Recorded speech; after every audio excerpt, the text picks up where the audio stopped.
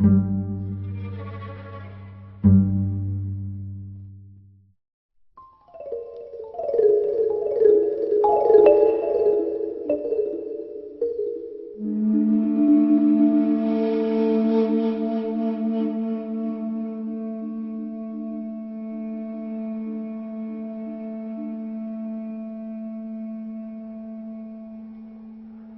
lived two woodcutters, Mosaku, an old man, and his apprentice, 18-year-old Minokichi. Every day they went together to a forest situated about 5 miles from their village. On the way to that forest there is a wide river to cross and a ferry boat. No bridge can resist the current there when the river rises. Mosaku and Minokichi were on their way home one very cold evening when a great snowstorm overtook them. They reached the ferry, and they found that the boatman had gone away, leaving his boat on the other side of the river. The woodcutters took shelter in the ferryman's hut, thinking themselves lucky to find any shelter at all. There wasn't any place in which to make a fire. It was only a 2-mat hut with a single door but no window. Minokichi fastened the door, and they lay down to rest. The old man almost immediately fell asleep, but the boy, Minokichi, lay awake a long time, listening to the awful wind and the continual slashing of the snow against the door. But at last, in spite of the cold, he too fell asleep. He was awakened by a showering of snow in his face. The door of the hut had been forced open, and by the snow light he saw a woman in the room. A woman all in white. She was bending above Mosaku and blowing her breath upon him. And her breath was like a bright white smoke. Almost in the same moment she turned to Minokichi and stooped over him. He tried to cry out, but found that he could not utter any sound. The white woman bent down over him lower and lower, until her face almost touched him, and he saw that she was very beautiful, though her eyes made him afraid. For a little time she continued to look at him, and she smiled, and she whispered, "I intended to treat you like the other man, but I cannot help feeling some pity for you, because you are so young. You are a pretty boy, Minokichi, and I will not hurt you now. But if you ever tell anybody, even your own mother, about what you have seen this night, I shall know it, and then I will kill you. Remember what I say." With these words, she turned from him and passed through the doorway. Then he found himself able to move, and he sprang up and looked out. But the woman was nowhere to be seen. He wondered if the wind had blown the door open. He thought that he might have been only dreaming, and might have mistaken the gleam of the snowlight in the doorway for the figure of a white woman, but he could not be sure. He called to Mosaku, and was frightened because the old man did not answer. He put out his hand in the dark and touched Mosaku's face, and found that it was ice. Mosaku was stark and dead. By dawn, the storm was over, and when the ferryman returned to his station a little after sunrise, he found Minokichi lying senseless beside the frozen body of Mosaku. Minokichi was promptly cared for and soon came to himself, but he remained a long time ill from the effects of the cold of that terrible night. He had been greatly frightened also by the old man's death, but he said nothing about the vision of the woman in white. As soon as he got well again, he returned to his calling, going alone every morning to the forest and coming back at nightfall with his bundles of wood, which his mother helped him to sell.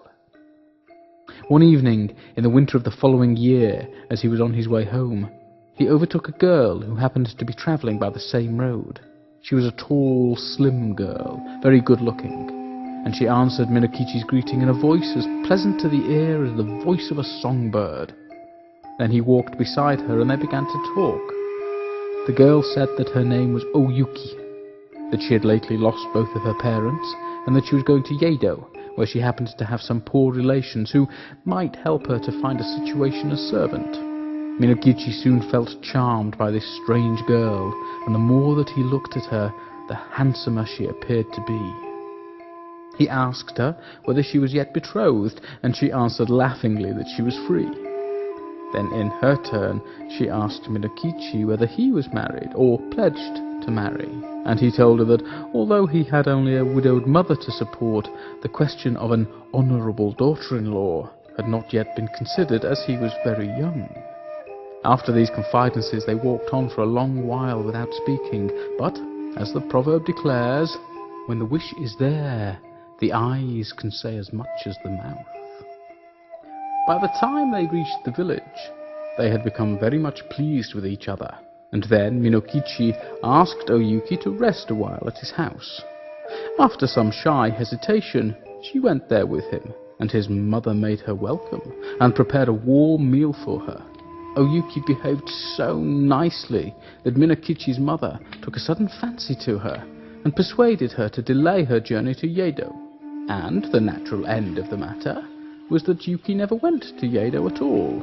She remained in the house as an honourable daughter-in-law. Oyuki proved a very good daughter-in-law. When Minokichi's mother came to die some 5 years later, her last words were words of affection and praise for the wife of her son.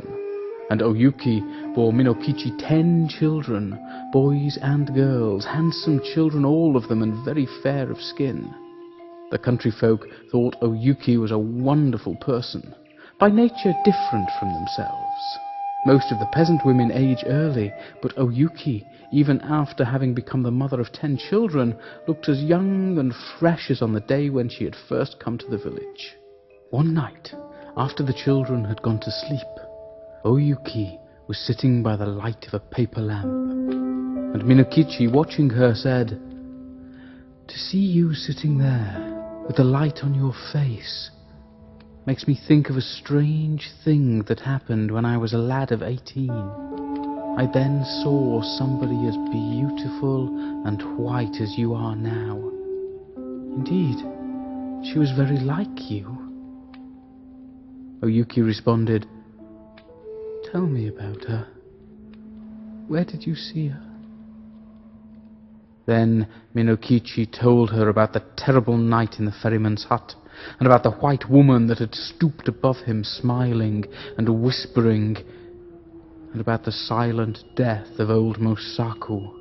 And he said, "Asleep or awake, that was the only time that I saw a being as beautiful as you. Of course, she was not a human being, and I was afraid of her, very much afraid, but she was so white, Indeed, I've never been sure whether it was a dream that I saw, or the woman of the snow." Oyuki arose and bowed above Minokichi where he sat, and shrieked into his face, It was I, Yuki it was! And I told you then that I would kill you if you ever said one word about it. But for those children asleep there, I would kill you this moment. And now you had better take very, very good care of them, for if ever they have reason to complain of you, I will treat you as you deserve! Even as she screamed, her voice became thin, like a crying of wind, and she melted into a bright white mist that spired to the roof beams. Never again was she seen.